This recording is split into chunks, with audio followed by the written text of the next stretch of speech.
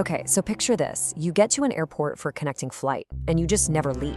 Not for a day or a week, but for almost 20 years. I know, it sounds like something out of a movie, but this is the unbelievable true story of a man's life stuck in limbo, and we're gonna unpack it right now.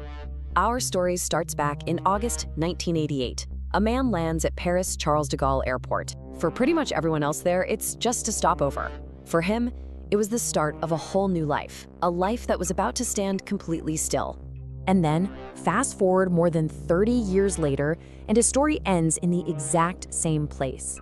He arrived, he lived his life, and in the end, he died, all inside the walls of an international airport. So this is the real mystery, isn't it? I mean, how does a person become a permanent resident of a place that's literally designed for constant movement? How does a system let someone fall through the cracks that completely? Well, the man's name was Mehran Karimi Nasseri, and to the rest of the world, especially the people who worked at Charles de Gaulle, he just became a fixture. He was the man who never left. To really understand how this could even happen, you have to get your head around this one critical idea: being stateless. It means you don't have a country. No nation on earth recognizes you as a citizen. You basically belong nowhere. You're a ghost in the system, with no rights, no passport, no real identity. So how did Nasseri become this stateless ghost? Well, it wasn't just one thing. It was this perfect storm of political chaos and just some really, really bad luck that created the ultimate bureaucratic nightmare. So let's just quickly run through the timeline. He was born in Iran, studied in England, where he got politically active.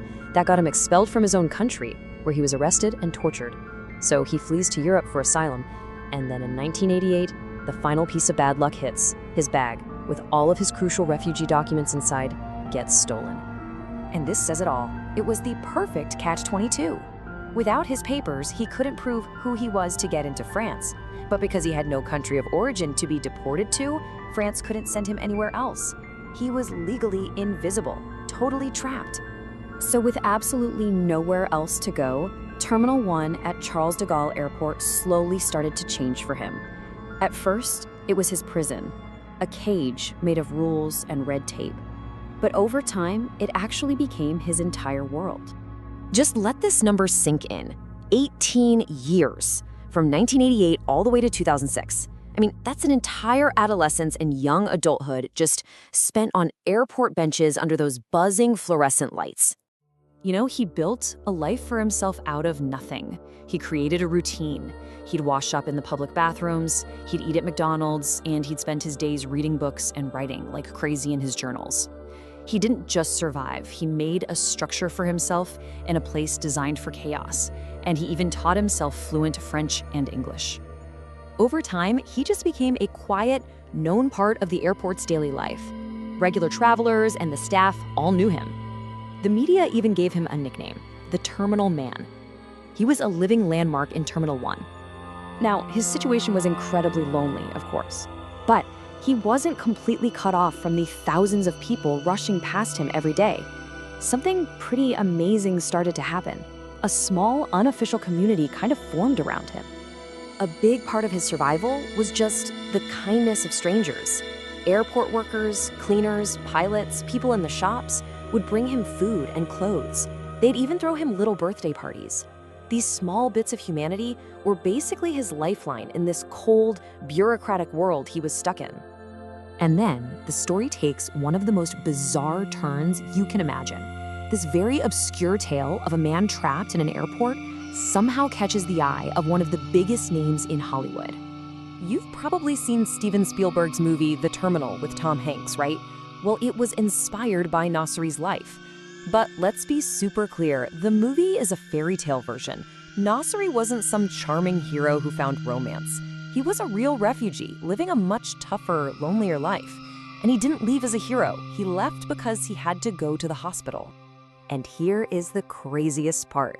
He was reportedly paid a good amount of money for the rights to his story. But he never actually saw the movie his life inspired. I mean, think about it. There aren't any movie theaters at an airport terminal.